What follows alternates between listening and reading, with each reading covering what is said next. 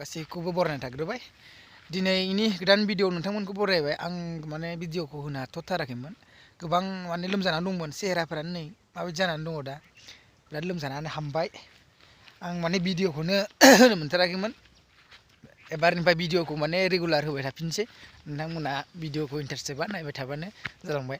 दिनै माने आं ओरैनो भिडिअ लाबोनाय जाबाय माने जेबो ब्लग खालामासै आङो ओरैनो दसे आंनि चेनेलनि बागै आं फोरमायनोसो बे दिनैनि भिडिअखौ खालामनाय जादों माने गोबां लोमजानानै थानायनि थाखाय